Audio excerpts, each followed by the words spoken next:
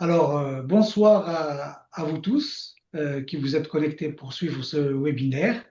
Alors, c'est avec une grande joie que je vous souhaite la bienvenue au nom de toute l'équipe de l'association Darzor à ce webinaire grand public dédié au cancer de la peau, un sujet qui nous concerne vraiment toutes et tous. Alors, pourquoi ce webinaire est-il important? Parce que les cancers de la peau sont parmi les plus évitables, à condition d'être bien informés. Et c'est précisément notre objectif ce soir. Vous outiller avec les bonnes pratiques et vous informer avec clarté. Nous le savons tous, la peau, c'est notre première barrière, notre enveloppe, notre protection. Pourtant, elle est souvent mal protégée, surtout face à l'exposition solaire excessive. Et c'est le début de l'été et on nous annonce un été chaud. Alors, grâce à quelques gestes simples, à la prévention et au dépistage précoce, il est tout à fait possible d'éviter bien des petites catastrophes, bien des drames. Pour éclairer notre chemin, nous avons le privilège d'accueillir ce soir deux expertes de renom et aussi partenaires fidèles de l'association Darzor, que je remercie encore une fois au nom de l'association Darzor. Alors, professeur Shihab Soumia, dermatologue et chef du service de dermatologie au CHU Ibn Rushd de Casablanca, et professeur Nzha Tawfiq, cancérologue au CHU Ibn Rushd de Casablanca également. Je tiens encore une fois à les remercier très sincèrement pour leur disponibilité et leur engagement de tous les jours à nos côtés. Alors, avant de leur céder la parole, permettez-moi de vous dire quelques mots sur l'association Darzor. Alors, nous sommes une association caritative dédiée aux soins de support dans le cadre de la médecine intégrative pour les patients adultes atteints de cancer, patients hommes et femmes. Nous accompagnons les patients qui nous sont adressés par les médecins, comme professeur Tawfiq ou professeur Chieb, autour de 4 piliers essentiels. Le premier, qui est très important, c'est le soutien psychologique. C'est des entretiens individuels avec des psychologues et de plus en plus d'oncopsychologues qui travaillent avec l'association d'Azor. Ce sont les groupes de parole, l'hypnose quand il y a indication et les thérapies créatives. Tout le monde maintenant reconnaît l'impact de l'art-thérapie pour l'accompagnement de ces patients. C'est aussi le bien-être physique, comme le yoga, le qigong ou des activités physiques adaptées à chaque patient. Nous prodiguons également des soins de bien-être comme le Reiki ou de la socio-esthétique et divers ateliers autour justement de ces soins de bien-être. Enfin, nous prodiguons énormément d'informations, d'éducation, comme des ateliers de nutrition par exemple, ou de dermocosmétique, et nous faisons énormément de sensibilisation. Alors sur ce dernier point, Darzor est très active, notamment via ses programmes en entreprise, ses actions sur le terrain et ses réseaux sociaux, comme ce soir. Et pour information, sur nos réseaux sociaux, nous avons aujourd'hui plus de 70 000 abonnés qui nous suivent avec le plus grand intérêt.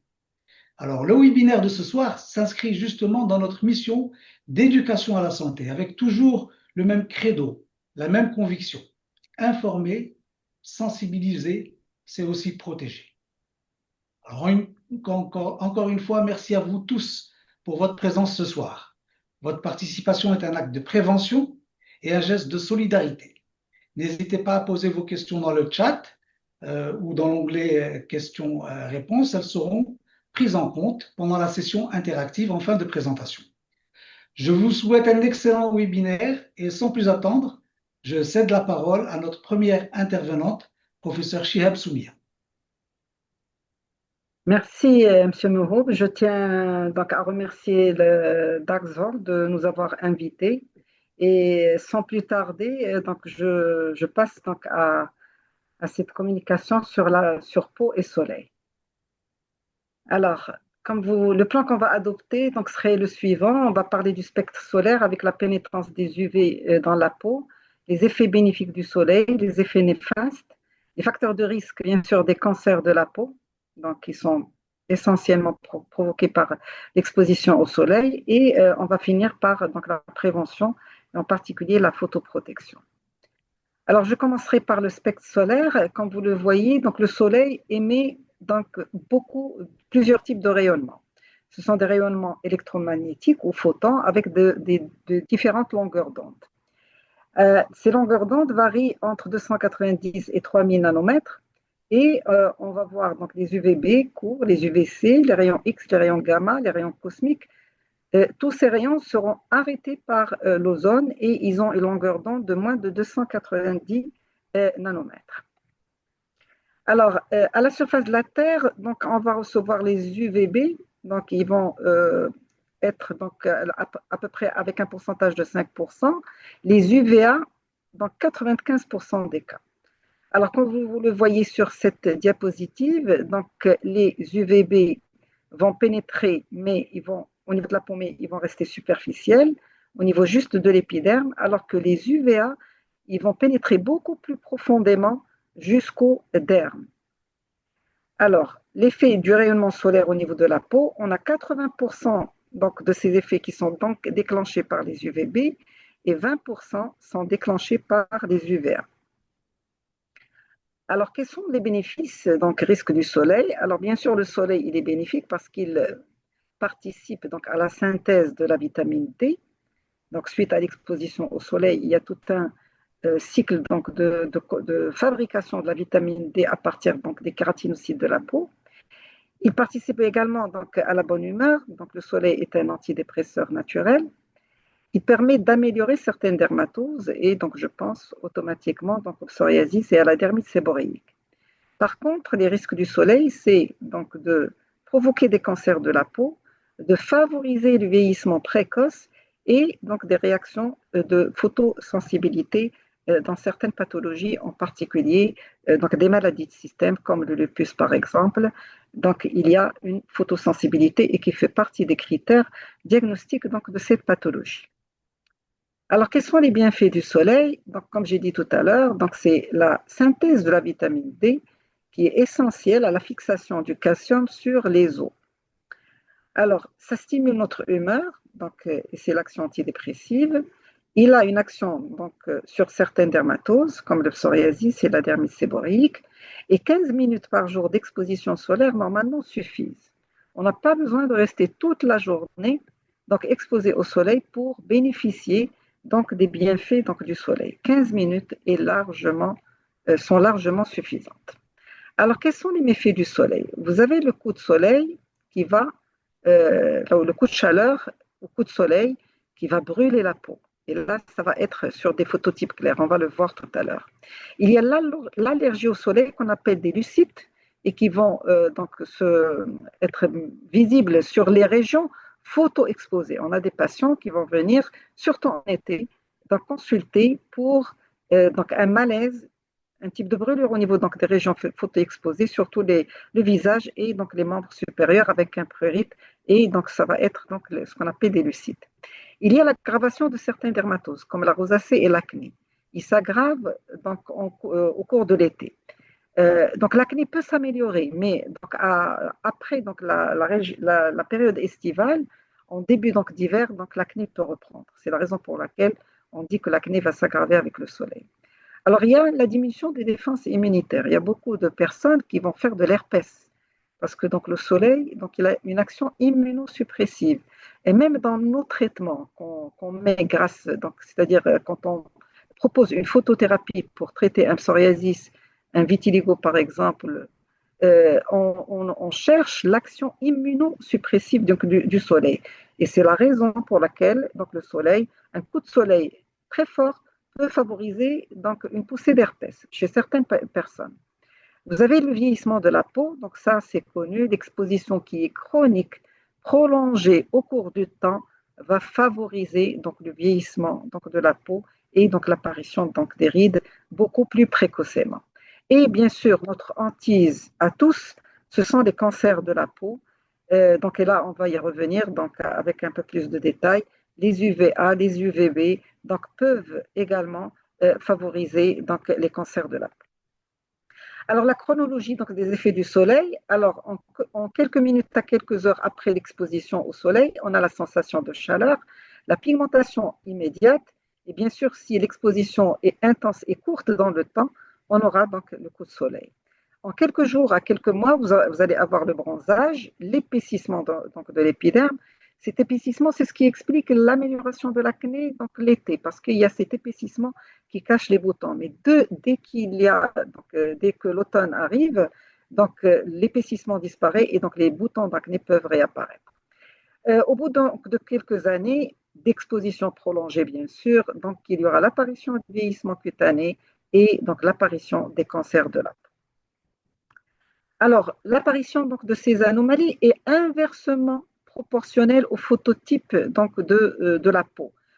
Que veut dire le phototype? Donc, on a ici donc, les phototypes de 1 jusqu'à 6, c'est-à-dire on va aller donc, de la peau très claire, donc avec absence de mélanine, c'est-à-dire l'albinos. Le type 2, c'est des phototypes très clairs, la peau blanche avec des yeux clairs.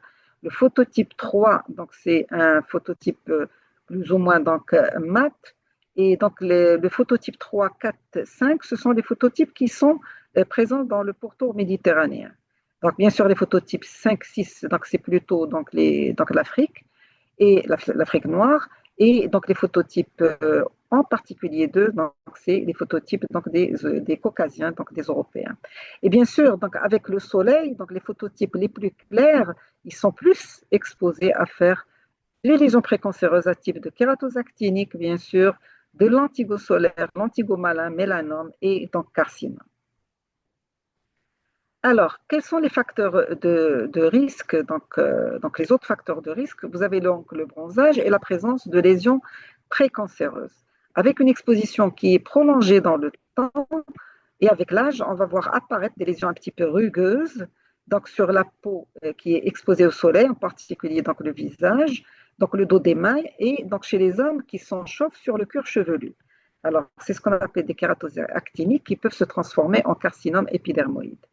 Alors, à côté de ça, il y a bien sûr donc, des taches pigmentées, donc, qu'on appelle des lentigos solaires, qui peuvent être bénins, mais le lentigo malin, c'est quand la tache devient plus noire et il y a des caractéristiques dermoscopie qui nous permettent de dire que le lentigo est passé de lentigo solaire bénin à un lentigo malin, et donc le lentigo malin, bien sûr, est considéré comme un mélanome in situ, et donc il faut donc un spécialiste pour le prendre en charge. Et donc je lance ici donc un appel. Faites attention donc les gens qui font de la médecine esthétique et qui font des lasers, ne pas brûler ces lésions. Donc, vous risquez de brûler un mélanome et favoriser donc, un diagnostic tardif au stade de métastase. Les taches pigmentées du visage, faites attention. Si on n'est pas sûr du diagnostic, on ne fait pas de laser, on ne brûle pas systématiquement une tache pigmentée donc, du visage. Alors, les professions à risque sont les marchands ambulants, comme vous le voyez, parce qu'ils sont exposés au soleil, les agriculteurs. Ce sont des expositions qui sont prolongées, chroniques, mais qui sont continues dans le temps, chroniques et prolongées dans le temps, et ils vont favoriser donc les carcinomes de la peau. Alors, vous avez également l'exposition solaire pendant les activités sportives. Alors, quels sont les moyens diagnostiques qu'on a pour les carcinomes? En particulier, donc on a deux types de carcinomes, les basocellulaires qui sont caractérisés par une malignité locale, les carcinomes épidermoïdes ou spinocellulaires. Donc, donc ces carcinomes, ils peuvent métastaser, donc malheureusement, et leur prise en charge est plus compliquée. Les moyens diagnostiques qu'on a, donc il y a la suspicion clinique, bien sûr. À notre portée, actuellement, on a le dermoscope qui nous donne donc une certitude. Bon, ce n'est pas la certitude anatomopathologique, mais il appuie notre diagnostic clinique. Et bien sûr, pour poser un diagnostic de certitude et avant la prise en charge de ces carcinomes, il faut faire une biopsie cutanée. Alors, on vient aux mélanomes. Les mélanomes, c'est notre hantise parce que le pronostic est très sombre. Ils sont plus rares que les carcinomes, mais ils sont plus graves, malheureusement. Et donc là, vous avez donc la règle ABCDE. Donc les contours donc, doivent être. Donc la lésion, elle est asymétrique. Les contours, ils sont irréguliers. Donc, il y a une multiplicité donc, de couleurs, le diamètre qui augmente au cours du temps, et donc cette évolution. L'évolution, c'est très important. Une tâche minime de 2-3 mm qui va faire 1 cm après, ça devient suspect. Et donc là, c'est cliniquement, on peut évoquer le diagnostic donc, de mélanome sur ces critères que je viens de citer. Bien sûr, comme j'ai dit tout à l'heure, il y a à notre appui donc le dermoscope qui va nous permettre de mieux visualiser les lésions qui sont suspectes, en particulier pour quelqu'un qui a plusieurs névis au niveau du dos. Il y a un qui va se démarquer, c'est ce qu'on appelle le vilain petit canard. Et là, donc, avec la dermoscopie, on peut donc étiqueter et faire le diagnostic précocement donc, des mélanomes donc, à leur stade de début. Alors, en matière de mélanome, on ne fait pas de biopsie partielle. C'est interdit parce qu'on va favoriser la dissémination de la maladie.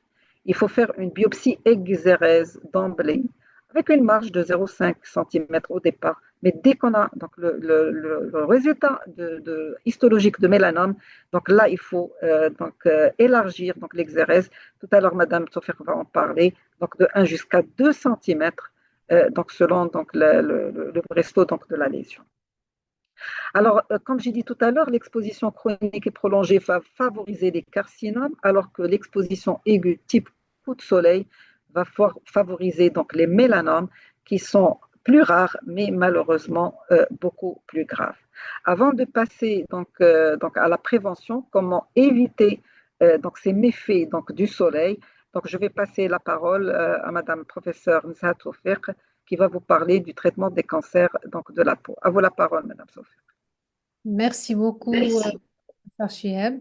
Alors, à mon tour de remercier l'association d'Al-Zohor et toute l'équipe pour l'occasion qu'elle nous donne pour sensibiliser et faire de la prévention. Alors, mon volet, après le volet clinique de professeur Chihab, mon rôle, c'est de parler des traitements. Alors, comme ça a été dit, c'est des cancers qui sont rares mais qui ont des pronostics qui sont différents. Alors, les carcinomes, ils ont plus une extension qui va être locale et régionale, alors que les mélanomes vont avoir, même s'ils sont de petite taille, ils vont rapidement avoir une extension ganglionnaire et surtout, ils donnent beaucoup de métastases, même à des tailles très, très petites. Alors, les cancers cutanés ont quelques chiffres. À l'échelle mondiale, c'est des cancers qui restent rares, mais ils sont en augmentation avec la culture de l'exposition au soleil et du bronzage. On a en premier les carcinomes basocellulaires, après les spinocellulaires, les mélanomes et les autres cancers cutanés. Et au Maroc, on n'échappe pas à la règle. Alors, selon le registre de la région du Grand Casablanca, on a 2 tiers de carcinomes et 1 tiers de mélanome. Et si on parle du sexe, on a un peu plus de mélanome chez l'homme que chez les femmes. Et il représente 1% des carcinomes cutanés, des cancers cutanés. Alors, pour ce qui est de la prise en charge, cette prise en charge s'articule autour d'un staff. Et ce staff, dans les meilleurs cas, il doit être composé d'un dermatologue, un radiologue, un dermatopathologiste, spécialiste anatomopathologiste en pathologie cutanée, un radiothérapeute, un plasticien chirurgien, un oncologue médical et un chirurgien ORL et maxillofacial. On a très souvent besoin de ces chirurgiens parce qu'on a beaucoup de cancers au niveau de la sphère ORL. Alors, ma présentation va se décliner selon le plan suivant. Je vais commencer par les carcinomes basocellulaires, les carcinomes spinocellulaires, les mélanomes avant de faire une conclusion. Alors, pour les carcinomes basocellulaires,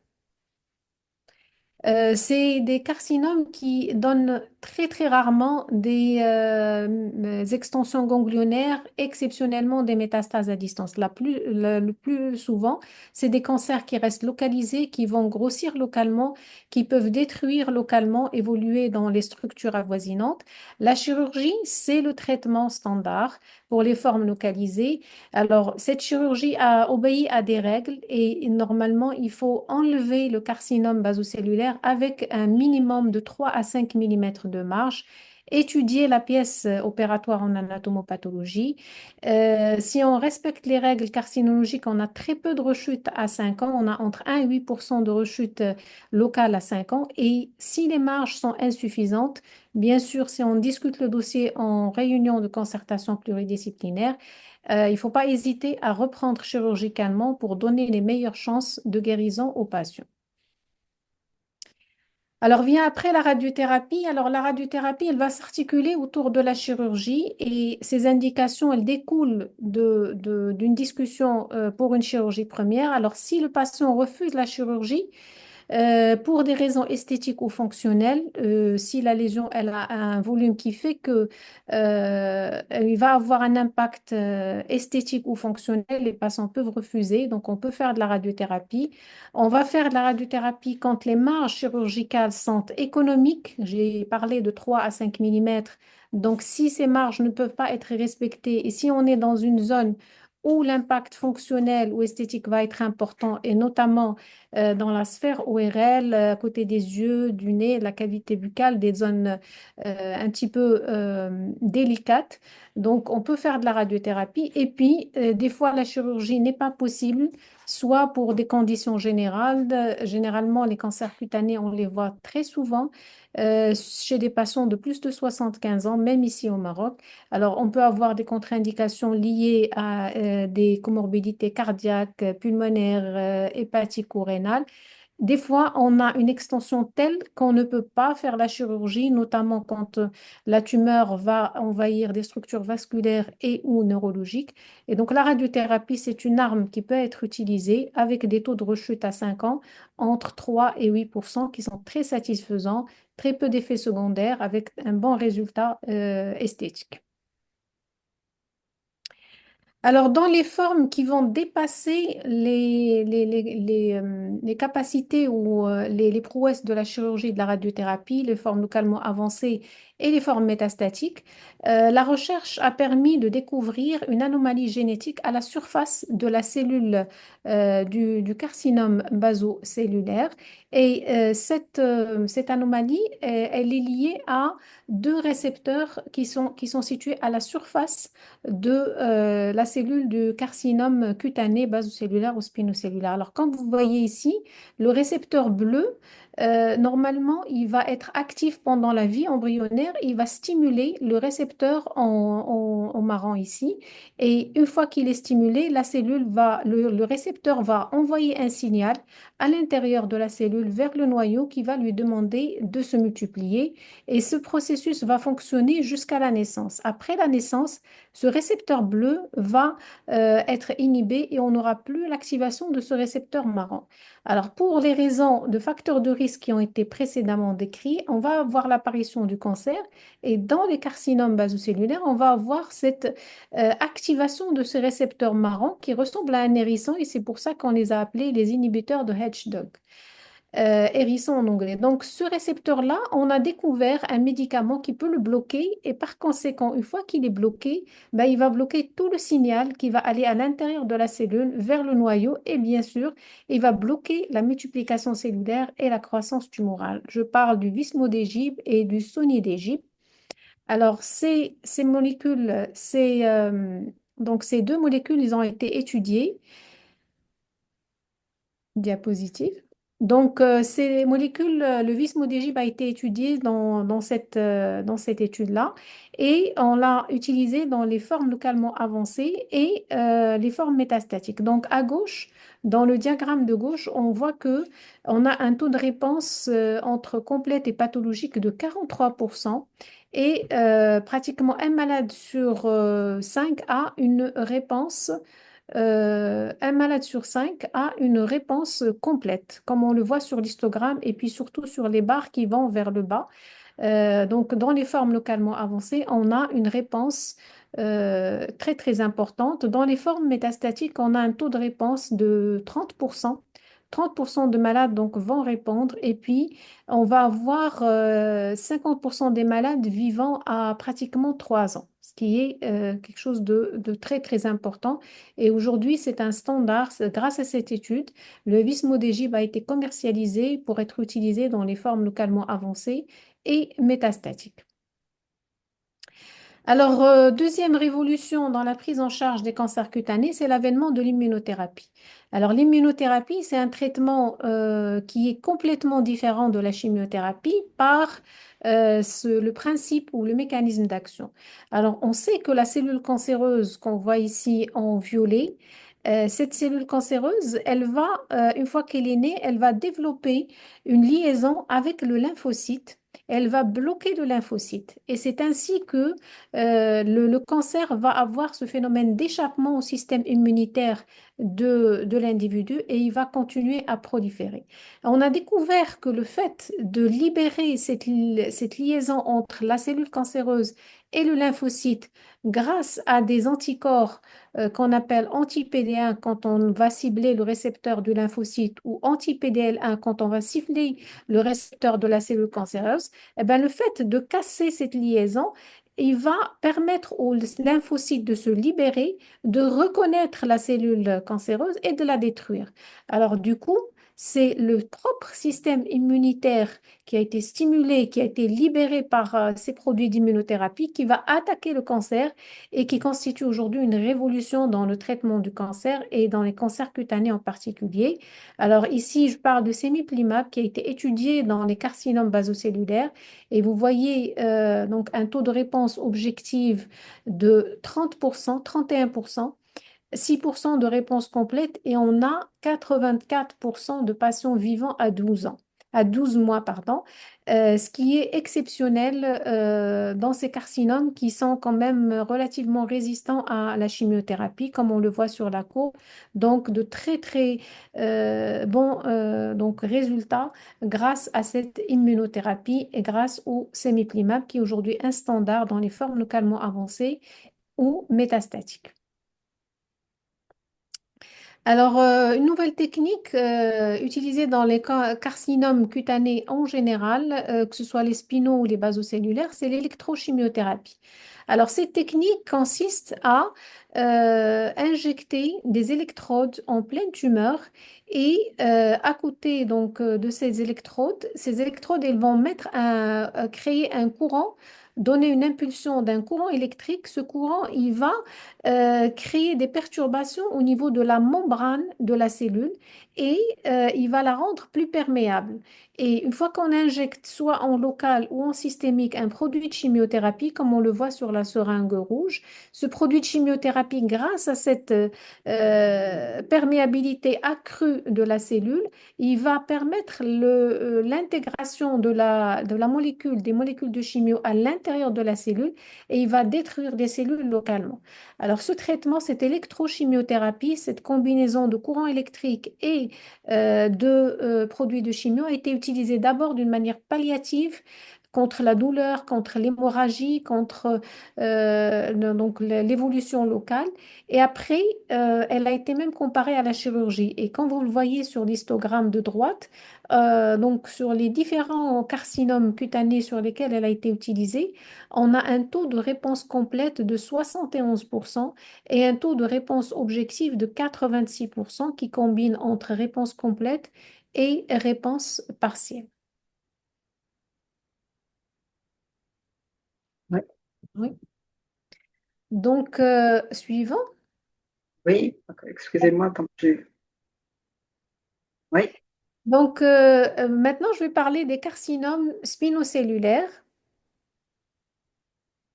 oui, Alors, les carcinomes spinocellulaires, ils ont une capacité à donner des extensions ganglionnaires plus importantes que les basocellulaires. Les basocellulaires ne donnent jamais d'extension, exceptionnellement une atteinte ganglionnaire ou à distance. Par contre, le spinocellulaire, il va rapidement donner une atteinte ganglionnaire. Et donc, dans sa prise en charge, dans les formes localisées, la chirurgie consiste à enlever la lésion avec une marge clinique saine de 6 à 10 mm en fonction de la présentation clinique de certains paramètres pronostiques.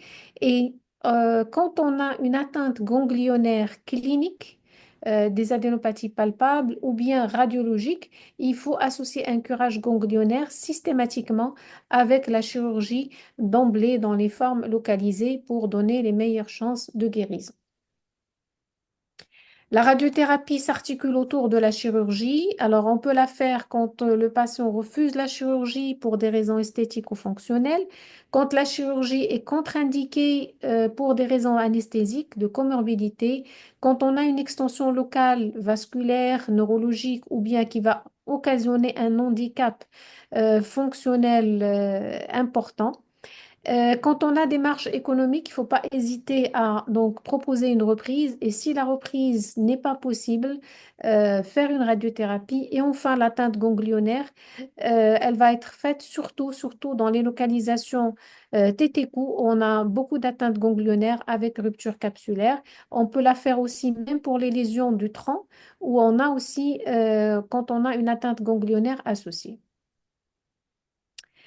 Dans les formes localement avancées ou métastatiques qui ont dépassé les capacités de la chirurgie et de la radiothérapie, là aussi, l'immunothérapie, comme je l'ai dit tout à l'heure, la libération du système immunitaire et des lymphocytes par le sémiplimab va donner une activation du système immunitaire et c'est lui qui va attaquer et détruire les cellules carcinomateuses du carcinome spinocellulaire.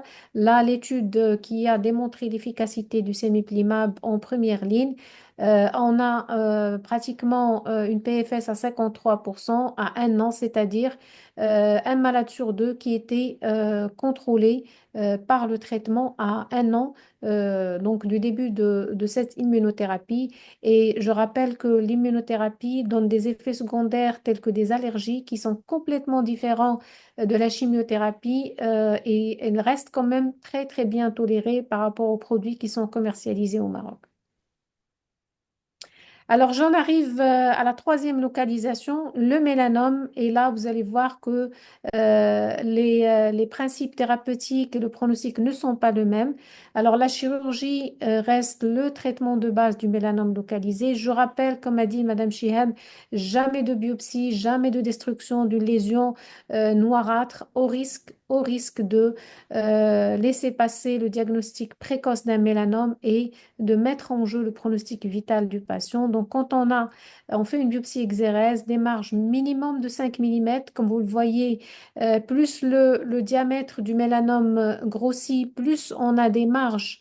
Ça nécessite des marges très importantes et généralement, très souvent, quand on discute avec Madame Chihab, on a toujours des lésions qui dépassent le millimètre et donc quand on discute ensemble, on demande des marges minimum de 2 centimètres. Donc, une fois le diagnostic est fait, chirurgie avec des marges de minimum de 2 centimètres pour un meilleur contrôle local.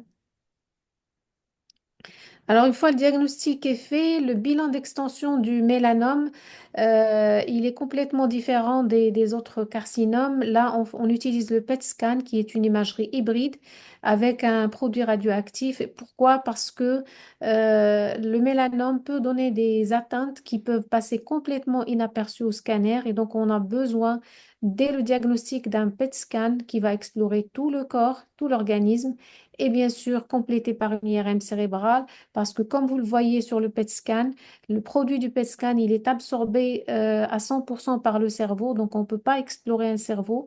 Après un diagnostic de mélanome, il faut absolument compléter le bilan d'extension par une IRM cérébrale. Alors, dans les formes localisées, si on n'a pas d'atteinte ganglionnaire clinique palpable ou si on n'a pas d'atteinte radiologique sur le PET scan, on fait ce qu'on appelle la chirurgie du ganglion sentinelle. Alors, cette chirurgie, elle consiste en quoi? On va injecter sur le mélanome une substance qui peut être soit un colorant bleu de méthylène, ou bien un produit radioactif qui va diffuser, qui va aller se fixer sur le premier relais ganglionnaire drainé par la zone concernée par le mélanome. Et je cite en exemple les mélanomes plantaires qu'on voit beaucoup. Et là, le premier relais, il peut être poplité, mais généralement c'est inguinal. Donc, une fois que le produit est injecté, il va colorer le ganglion en question et là, on va aller chercher ce ganglion par le curage. Donc, on va faire une incision, on va aller chercher le ganglion qui a été soit coloré, soit qui va répondre à un signal radioactif quand on injecte du produit radioactif. On enlève ce ganglion et on va l'analyser en anatomie pathologique. Ça permet de bien stadifier le mélanome et ça permet de poser l'indication d'un traitement adjuvant. Quand on a une atteinte sur un ganglion sentinelle, on n'a pas besoin de faire un curage ganglionnaire comme c'est une maladie qui est infraradiologique. Mais par contre, la stadification est très importante parce que ça va permettre de donner un traitement adjuvant par la suite. Alors, la révolution dans la prise en charge des mélanomes, c'est l'immunothérapie, le même principe d'action. Le pembrolizumab, c'est un anti-PD-1 qui a été testé en adjuvant dans le mélanome. Et comme vous voyez les courbes en bleu, c'est l'amélioration de la survie sans rechute et des résultats qui sont spectaculaires pour un mélanome qui se prolonge dans le temps. Aujourd'hui, grâce à cette étude, on a poser l'indication de l'immunothérapie en adjuvant dans les stades 3. Et il y a une autre étude qui a étudié la même molécule dans les stades 2B et dans les stades 2C, c'est-à-dire dès qu'on a un mélanome de 2 millimètres et sans atteinte ganglionnaire, s'il a été bien opéré, il faut proposer une année d'immunothérapie. Ce traitement, donc, il est indiqué pour donc, les mélanomes à partir de 2 millimètres sans atteinte ganglionnaire, les stades 3 avec atteinte ganglionnaire, les stades 4 métastatiques. Si on arrive à opérer toutes les lésions métastatiques, on peut proposer de l'immunothérapie sur une année et ça permet de réduire le risque de rechute de pratiquement 43%. Dans les formes non résécables, on peut faire de l'immunothérapie. Là aussi, c'est un anti-PD-1 qui a été testé, le nivolumab, et qui a été comparé à la dacarbazine. Les courbes parlent d'elles-mêmes. Alors, le bleu, c'est l'immunothérapie. On a un écart de pratiquement 30% entre les deux courbes. La bleue, c'est l'immuno, la rouge, c'est la chimio. Et ce qui est encore plus intéressant, c'est qu'on peut convertir ces malades qui sont non résécables, on peut les rendre résécables, on peut les opérer et on peut les guérir de leur mélanome grâce à l'immunothérapie. Alors, une autre anomalie génétique a été retrouvée dans les mélanomes. Alors, il s'agit d'une anomalie qui concerne un récepteur à la surface de la cellule mélanique. Et dans la cascade de signalisation qui va du récepteur vers le noyau, on a deux stations, la station BIRAF et la station MEC. Et on a trouvé qu'il y avait dans les cellules mélaniques, quand on a une anomalie, une mutation du gène BRAF, cette anomalie va faire que ce récepteur va être actif indépendamment de la stimulation à la surface de la cellule et il va envoyer en permanence le signal au noyau pour se multiplier. Et on a développé deux médicaments qu'on appelle les anti-BRAF et les anti-MEC. Cette anomalie en BRAF, cette mutation BRAF, elle se voit chez 40 à 45% des mélanomes, donc on la cherche et on la cherche parce c'est une cible à un traitement qui est efficace, qu'on va voir tout de suite. Donc, les anti-BRAF et les anti-MEC ont été testés. Là, vous avez trois études qui ont donc testé ces deux produits dans des mélanomes avec mutation BRAF. Et vous voyez l'ORR, c'est-à-dire le taux de réponse, il dépasse on est pratiquement à 70% de taux de réponse objectif. Un contrôle de la maladie de pratiquement 90%, une médiane de survie sans progression d'une année et une médiane de survie globale pratiquement entre 2 ans et 3 ans. Donc les antibiraf, l'association antibiraf et anti-MEC est indiquée dans les formes localement avancées ou métastatiques et on peut l'indiquer chez les malades donc avec cette mutation en adjuvant après la chirurgie pendant une année. Alors, dans la maladie métastatique, il y a deux types de maladies métastatiques. Il y a ce qu'on appelle la maladie oligométastatique, c'est-à-dire qu'on a un mélanome qui est métastatique, mais on n'a pas plus de 5 sites métastatiques. Et si ces sites métastatiques sont accessibles à une chirurgie, le fait de les opérer améliore la survie globale. Et comme vous le voyez sur les trois graphiques, celui d'en haut et d'à gauche, qu'on fasse une chirurgie suivie d'un traitement systémique ou bien d'un traitement systémique suivi de chirurgie, la courbe en rouge est les meilleure. L'association, à chaque fois qu'on utilise la chirurgie, on va avoir une meilleure survie. En bas, c'est les périodes où on a la courbe en rouge, on utilise de plus en plus la chirurgie, et la bleue où on n'avait pas de chirurgie, que les traitements systémiques. Et enfin, à droite, chirurgie première versus les traitements systémiques modernes. Donc, à chaque fois qu'on peut opérer un mélanome, même s'il est en situation métastatique accessible à une chirurgie, ça améliore la survie globale et donc il faut le discuter, comme j'ai dit, en réunion de concertation pluridisciplinaire pour lui offrir les meilleures chances de survie. Enfin, la situation métastatique, d'une manière générale, on a trois moyens thérapeutiques. On a la chirurgie qu'on va proposer, comme je viens de le dire, à chaque fois que c'est possible sur tous les sites métastatiques, y compris la tumeur primitive. Les traitements systémiques, comme j'ai dit, l'immunothérapie chez tous les patients, les antibirafes, les anti-MEC chez les patients BRAF mutés parce que c'est là où ils sont actifs. La radiothérapie conventionnelle peut être utilisée de façon palliative sur la douleur, mais on a aujourd'hui une nouvelle technique de radiothérapie, la stéréotaxique. C'est une radiothérapie ablative qui délivre de fortes doses sur des séances réduites et qui va avoir pratiquement 90% de contrôle local à une année sur des cibles précises. Et c'est une nouvelle technique qui a donné de très très très bons résultats dans la prise en charge du mélanome en situation métastatique.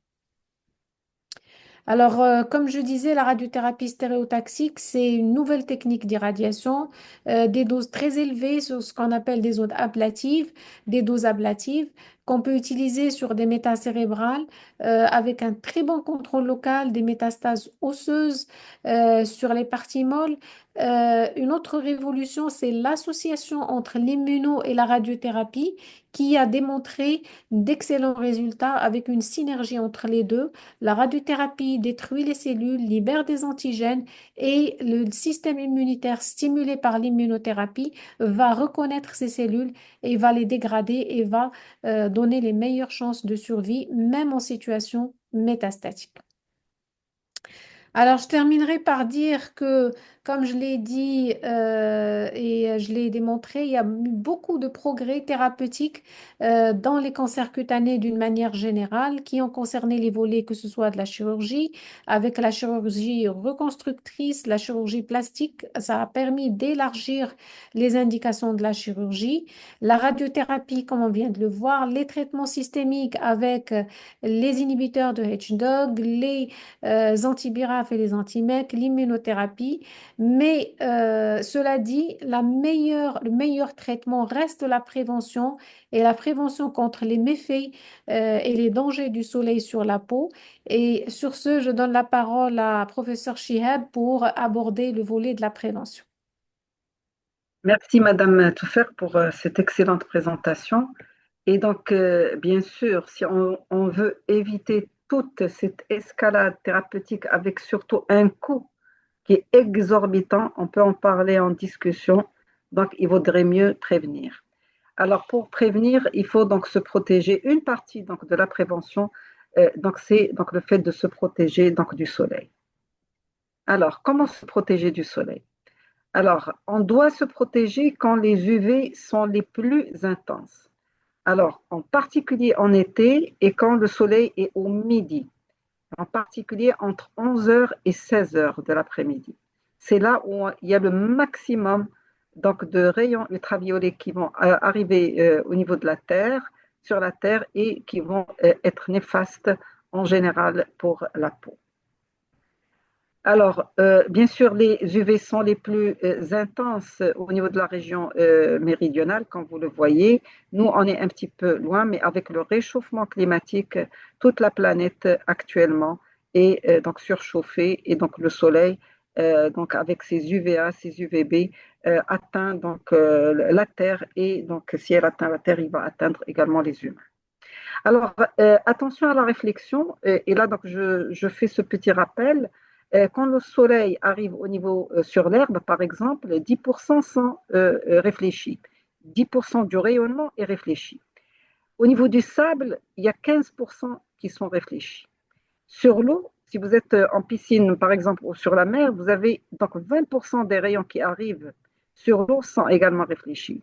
Et donc, à notre grande surprise, quand on est sur la neige en montagne, en hiver, et quand il y a du soleil, donc les rayons ultraviolets qui vont taper sur la neige, 85% sont réfléchis.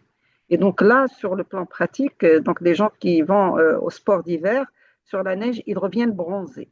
Donc, du fait qu'il y a 85% des rayons ultraviolets qui sont réfléchis également par la neige. Alors, quelle est la photoprotection naturelle? La peau peut se défendre contre l'agression actinique grâce à ses particularités anatomiques et fonctionnelles. Bien sûr, on a donc la couche cornée qui nous protège, ça c'est important. Et quand il y a des dégâts au niveau de la couche cornée, qui est la couche la plus superficielle, on est plus exposé donc au soleil et aux méfaits donc du soleil. Il y a la pilosité, en particulier, donc je donnerai l'exemple donc du cuir chevelu. Les gens qui sont chauves, ils nous font des kératoses actiniques et des carcinomes spinocellulaires sur le cuir chevelu. Alors, par contre, les gens qui ont leurs cheveux donc n'ont pas ce problème. Il y a donc la sueur, donc la couleur de la peau. La couleur de la peau, c'est très important. Plus on a un phototype élevé, mieux on est protégé. Et donc là, je donnerai un exemple. Donc les phototypes 5 et 6 au niveau donc de l'Afrique centrale, ils font rarement des cancers de la peau. Ils sont naturellement protégés par la mélanine qui est au niveau donc de leur peau. Les lipides de surface également peuvent protéger le bronzage. Le bronzage, donc, je vais ouvrir une petite parenthèse. Les gens qui bronzent bien, je dirais le phototype 4, il va faire moins de cancer que le phototype 3. Le phototype 2, 3 qui brûle, ils peuvent faire donc un cancer. Par contre, donc, les phototypes 4 ou 5 qui bronzent mieux, ils ne vont pas faire de cancer. Alors, le système antioxydant naturel au niveau de la peau et le système d'autoréparation de l'ADN. Et donc là, je fais allusion en particulier aux enfants de la Lune. Ce sont des enfants qui ont un déficit enzymatique au niveau de leur kératinocyte qui ne leur permet pas de se protéger contre les rayons du soleil. Et de ce fait, ils vont faire des cancers de la peau à un âge très, très précoce. C'est à l'âge de la marche, à l'âge où ils commencent à sortir à l'extérieur, ils s'exposent au soleil et ils vont faire des cancers de la peau très, très précocement. Alors, la photoprotection vestimentaire est la plus importante. Il faut qu'elle soit faite avec des matériaux aux couleurs différentes qui se réchauffent à des rythmes différents. Par exemple, vous avez donc la chaleur est beaucoup plus absorbée par donc, les tissus qui sont foncés et par contre, les tissus qui sont clairs donc, vont réfléchir donc, la lumière. Alors, donc là, vous voyez ici donc la réflexion avec le blanc. Donc, il n'y a pas de rayons ultraviolets qui pénètrent au niveau du corps quand on met donc des couleurs claires, en particulier donc le blanc et donc là, vous voyez également donc le jaune. Ça ne pénètre pas au niveau donc de la peau. Alors, la protection vestimentaire, on va compléter par le port donc, de chapeau, bien sûr, avec un large bord pour protéger également les oreilles, le nez et le front. Il faut mettre des lunettes, il ne faut pas oublier les yeux. Donc, les yeux, donc, ils se détériorent également par l'exposition prolongée et chronique donc, au soleil. Il faut que ce soit des lunettes anti-UV, donc vraies, donc, qui vont filtrer les rayonnements ultraviolets. Et donc, il faut chercher toujours l'ombre donc, en mettant donc, bien sûr un parasol.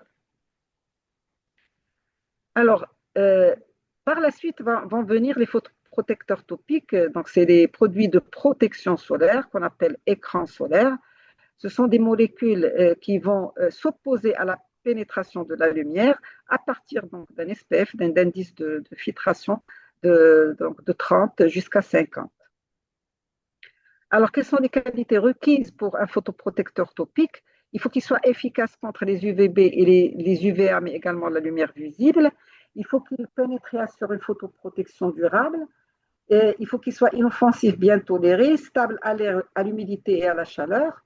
Il faut qu'il soit photostable, c'est-à-dire qu'il ne doit pas se dégrader sous l'effet de l'irradiation solaire ni générer des produits, donc de photoproduits à la suite de l'absorption photonique. Il ne faut pas qu'il soit photosensibilisant, ça va de soi. Il faut qu'il résiste à l'eau et à la transpiration parce qu'on met un écran et on va aller nager, on va jouer. Donc il y aura de la transpiration. Il faut qu'il soit agréable à utiliser pour favoriser l'observance. Alors, ces photoprotecteurs topiques peuvent avoir quelques effets secondaires. C'est patient dépendant, on ne peut pas généraliser. On peut avoir des intolérances, des allergies, des photoallergies. Alors, blocage de synthèse de la vitamine D, c'est un point d'interrogation, c'est vraiment controversé parce que, comme vous l'avez vu tout à l'heure, donc 15 minutes de photo-exposition est suffisante pour accélérer le processus de fabrication de la vitamine D. Donc le fait de mettre un écran solaire, ça ne va pas arrêter donc la synthèse de la vitamine D donc de façon définitive ou de façon totale, si je puis dire. Alors, l'utilisation donc, de ces photoprotecteurs ne doit pas inciter à une surexposition au soleil. C'est-à-dire qu'il faut mettre l'écran, mais également se protéger par les vêtements, le port de chapeau, les lunettes, se mettre sous le parasol. Donc, mettre un écran total, on n'est pas protégé à 100%. C'est ça, donc, le message que je voudrais faire passer. Alors, les photoprotecteurs, comment les utiliser et leur efficacité réelle donc, dépend de la quantité appliquée. Normalement, dans les études, on a 2 mg par centimètre carré. Et alors qu'au niveau, donc, par exemple, on pratique, on applique juste 0,5 mg par centimètre carré. Il faut réappliquer toutes les 2 heures et réaliser la première application 20 minutes avant le début des expositions pour que l'effet donc, se fait avant qu'on aille au soleil. Alors, l'observance, le saut d'un jour sur 4 jours, par exemple, d'application, va annuler tout le bénéfice donc, des jours précédents. Si on commence à mettre un écran, il ne faut pas l'arrêter, il faut le mettre de façon continue, chaque jour, sans arrêt. Alors, le mode d'emploi, application en quantité suffisante, ne pas oublier les oreilles, la nuque, le nez et les pieds, utiliser des produits qui ne sont pas bien sûr périmés, bien les reboucher après utilisation et déplacer à l'ombre. Refaire une application toutes les 2 heures environ ou après une baignade ou bien une transpiration excessive. Alors, cas particulier des enfants, l'enfant en particulier est surexposé par rapport aux adultes et la dose annuelle d'UV reçue par l'enfant est supérieure à celle reçue par l'adulte parce que l'enfant il joue à l'extérieur, il y a les loisirs, donc les sports. Le mécanisme de défense de la peau chez l'enfant, ils sont immatures, d'où donc les répercussions qui vont être beaucoup plus importantes. Et la prise de coups de soleil dans l'enfance augmente le risque donc, de cancer cutané, en particulier de mélanome. Surtout donc, si on a un enfant de phototype clair, un phototype 2 ou 3, avant l'âge de 3 ans, il ne faut pas qu'il s'expose au soleil. Et après l'âge de 3 ans, il faut faire très attention. L'exposition doit être minime. Elle doit être vraiment minime et ne pas le laisser sous le soleil toute la journée pour éviter le coup de soleil. Le coup de soleil est très néfaste chez les enfants. Alors, il faut limiter les expositions solaires dès le plus jeune âge, éviter absolument les coups de soleil, je viens de le dire, ne pas exposer un enfant de moins de 3 ans, crème pour le visage et un lait pour le corps. Et bon, toutes les autres recommandations qui concernent les adultes vont s'appliquer également à l'enfant. Et il faudrait davantage de vigilance de la part des adultes. Après la baignade, sécher l'enfant avec une serviette, le mettre à l'ombre avec une protection vestimentaire, renouveler les applications de produits de protection solaire sur les zones découvertes et faire boire régulièrement l'enfant parce que le risque donc, de chaleur, il risque donc également la déshydratation. Alors, les adolescents, ils sont souvent peu réceptifs aux messages de prévention. Donc il faudrait insister. Donc, il y a l'éducation, il y a beaucoup de choses pour que les adolescents adhèrent à ce programme de prévention. Alors, l'adolescence, c'est l'âge également de l'acné juvénile. Elle va s'améliorer donc de façon passagère donc au soleil en période estivale. Le soleil va favoriser l'apparition des comédons parce qu'il y a l'épaississement donc de la peau et donc les poussées d'acné sont souvent importantes après donc l'été. Et bien sûr là, donc il faut donc consulter donc un spécialiste qui saura donc donner un traitement adéquat dans ces cas-là.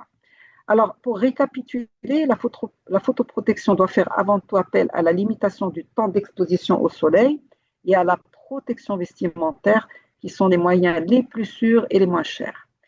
Les produits de protection solaire ne doivent être qu'un appoint pour des zones mal protégées donc par donc, les vêtements. Donc, autre chose, donc, il faudrait favoriser donc, l'ombre en plantant donc, les arbres donc là, c'est l'environnement. Utiliser donc des tentes et des parasols. Quand on est donc sous le soleil, il faut chercher l'ombre sous un parasol. Et bien sûr, donc, on insiste sur la photoprotection vestimentaire, le port de lunettes, le port de chapeau. Et avec ça, on peut ajouter donc, les produits de protection solaire. Et donc, j'arrive à la fin de cette intervention et je vous remercie pour votre attention. Et donc, je cède la parole à M. Moreau, qui va nous dire s'il y a donc des questions sur le chat. Alors, merci infiniment, professeur Chieb, professeur Taufer, pour cette présentation exhaustive, complète et très précise qui a très certainement éclairé nos auditeurs et nos spectateurs sur de très nombreux points concernant le cancer de la peau et l'exposition au soleil. Alors, votre présentation était euh, parfaite parce que nous n'avons pas beaucoup de questions, hein. Il y a, s'il vous plaît, rappelez les horaires de la journée à éviter absolument pour une exposition au soleil dans le cadre estival. Ça a été fait, professeur Chia. Vous avez dit vraiment il faut éviter le midi entre 11 heures et 16 heures. Nous avons une deuxième question qui est quel est l'effet protecteur de la sueur? Y a-t-il un effet protecteur de la sueur? Donc, c'est le fait, donc la sueur, c'est comme donc les baignades, donc je dirais pas que ça réfléchit, mais le mécanisme de protection par la sueur, donc, n'est pas vraiment expliqué. Mais ça fait partie donc des moyens donc, qui nous protègent contre les méfaits donc, du soleil. Très bien. Alors oui, on nous demande si on aura le replay du webinaire. Le webinaire, bien sûr, est enregistré et sera diffusé sur nos réseaux sociaux. Alors, j'avais d'autres questions que j'avais préparées et vous avez parlé de la protection chez l'enfant. Professeur Chieb, quel serait le meilleur type de crème solaire pour les enfants? Est-ce qu'il faut privilégier les filtres minéraux physiques plutôt que les filtres chimiques? Et puis, on nous parle de certains composés qui seraient néfastes, comme l'oxybenzone ou l'octocrylène, le parabène. Est-ce qu'il y a des choses comme ça? On pourrait regarder les notices et faire attention. Bon, bien sûr, donc par exemple, vous avez cité le parabène, il est connu pour être très allergisant. Euh, donc il faut éviter donc les écrans où il y a donc par exemple donc du parabène. Les écrans minéraux, ils sont beaucoup plus adaptés pour donc l'enfant. Et actuellement, on sait également que les écrans qui sont teintés, ils protègent mieux que les écrans qui sont invisibles. Donc là, c'est une donnée donc nouvelle également. Très bien. Merci beaucoup, professeur Chiab. Professeur Toufer, on sait que la protection sociale est importante au Maroc. Et est-ce que vous avez quelque chose à partager sur, par exemple, le remboursement de l'immunothérapie par l'AMO dans le cadre du traitement des mélanomes? Est-ce qu'il y a quelque chose? Alors, le remboursement direct ne se fait pas.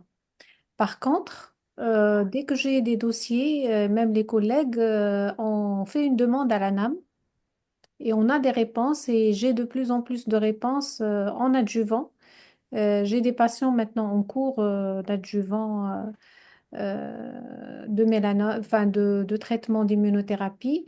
Et puis, on a entendu que très probablement il y aura des génériques des molécules de l'immunothérapie et qui vont certainement être à des prix beaucoup plus intéressants et beaucoup plus bas que les immunos maintenant avec les prix actuels. Donc oui, on peut avoir des remboursements via la NAM de l'immunothérapie.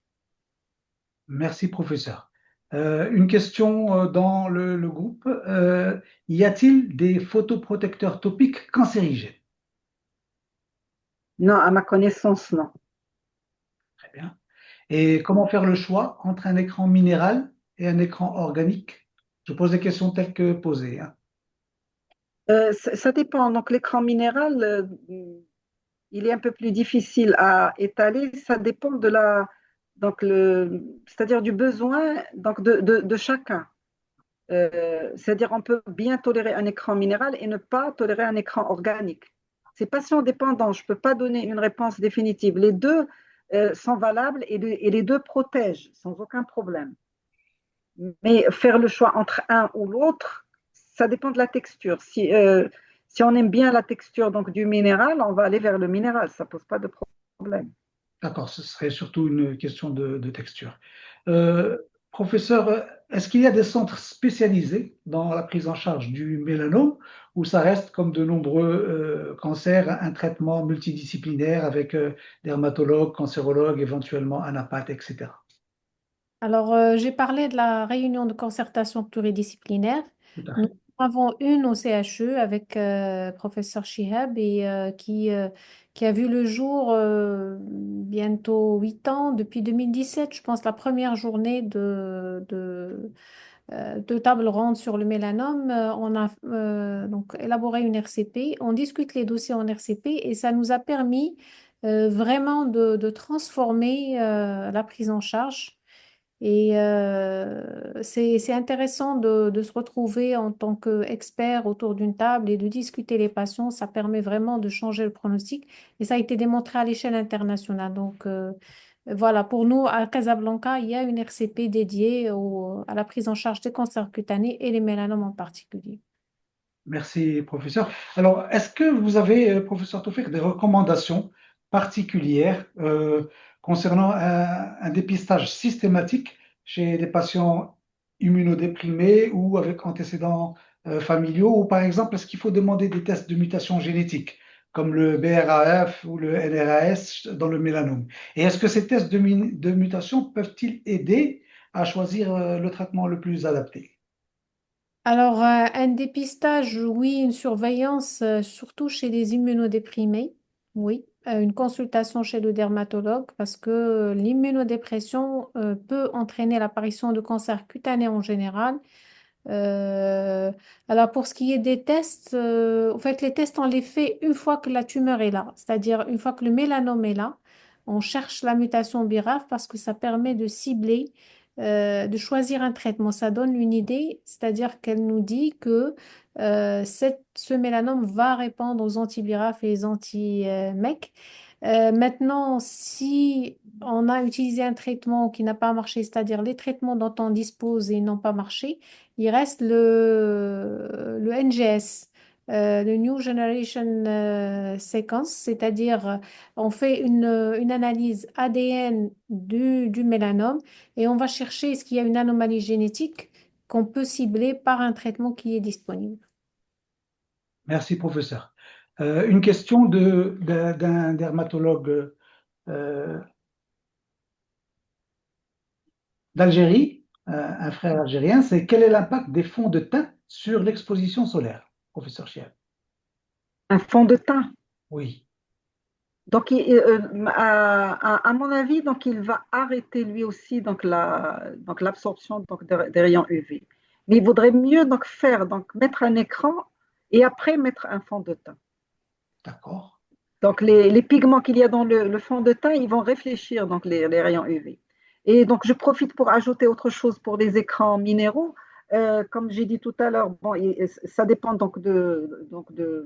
c'est-à-dire donc le patient, qu'est-ce qu'il préfère parce que ils sont difficiles à étaler sur la peau, mais par contre, leur effet est immédiat. Donc, pour les écrans organiques, il faut attendre 20 minutes, alors que si on met un écran minéral, on peut s'exposer tout de suite après. Ils D'accord. sont moins irritants et ils sont plus adaptés à l'enfant et aux peaux qui sont sensibles, donc les écrans minéraux. Donc c'est ça leur avantage. Très bien, merci professeur Chiab. Et ça me donne tout de suite une liaison avec les questions suivantes. Il y en a deux qui sont à peu près pareilles. C'est est-ce que les crèmes protectrices qu'on a dans le commerce, elles sont conçues pour nos climats? Est-ce qu'elles sont efficaces? Et puis bon, l'autre, c'est comment choisir parmi la panoplie d'écrans solaires, par exemple selon le type de peau, l'âge ou autre. Est-ce qu'il y a vraiment des critères où, sans, bien sûr, on ne va pas parler de marque, on n'est pas là pour faire de la publicité, mais est-ce qu'il y a des critères de choix? Bon, je pense donc pour les écrans, donc ils font la plupart sont fabriqués donc en Europe, mais il ne faut pas oublier qu'actuellement au Maroc, on a des fabricants de grandes sociétés, de grandes firmes qui fabriquent des écrans sur place. Et on n'a rien à envier aux autres, donc ils sont de qualité, la même qualité que ce qui est importé de l'étranger. Ça, donc soyez sûrs et certains. Donc, c'est-à-dire, les règles sont les mêmes de fabrication. Alors, l'autre question, comment choisir? Bon, il y a bien sûr donc, les marques connues, il y a les marques marocaines qui sont également connues sur la place. Et moi, je dis que donc, le choix donc, est libre. Tous les écrans se valent. Donc, il n'y a pas un écran, je dirais, mieux que l'autre. Très bien. Donc, c'est ça la conclusion. Très bien. Et une question aussi qui peut être intéressante. Moi, je dis toujours dans ce genre de choses, quand on a une suspicion, il vaut mieux aller consulter et consulter un spécialiste, un dermatologue. Et là, c'est est-ce qu'il faut effectuer des consultations chez le dermatologue à titre préventif ou seulement à la constatation de taches ou points sur la peau? Alors, ça, c'est une question intéressante. On a des phototypes clairs, par exemple, les phototypes 2 ou 3, qui font des lésions néviques sur le dos. Donc, plusieurs petites taches brunes qui peuvent apparaître dès l'adolescence et ils vont augmenter en nombre suite à l'exposition au soleil. Et donc là, il faut faire ce qu'on appelle une cartographie annuelle pour voir s'il n'y a pas une tache, un lentigo solaire bénin qui ne va pas se transformer et devenir malin. Dans ces cas-là, en particulier, donc, il faut une cartographie annuelle pour détecter précocement donc, un mélanome donc, in situ. Dans les autres cas, les phototypes 4, 5, où il n'y a pas donc, de taches au niveau du dos ou bien sur le visage, donc là, donc, c'est au cas par cas. Donc, ils vont consulter quand ils vont voir quelque chose donc, de suspect. Merci beaucoup, professeur Chiem. Alors, une question légale. On nous demande sur le plan légal, est-ce qu'il y a une obligation de demander un examen anatomo-pathologique en cas d'exérèse de grains de beauté, par exemple? Ah ben, ouais, bien sûr, donc c'est légal. Donc on ne jette jamais donc, ce qu'on a biopsié. Jamais. Tout ce qu'on biopsie, on l'envoie à la NAPAT. Même si on a la certitude que c'est un névus. La certitude, c'est l'histologie. Il n'y a pas une certitude juste donc, à l'examen clinique, donc à la vue. On ne jette rien. L'obligation légale, elle est là. Donc, il faut d'abord et toujours chercher à avoir un examen histologique, donc des prélèvements qu'on fait. Très, très bien, c'est très précis. Justement, vous parliez des névus. La question est, est-ce que chaque névus plantaire mal limité est suspect? Là, donc, on peut pas répondre à cette question parce que il faut un examen clinique dermoscopique donc pour donner une réponse.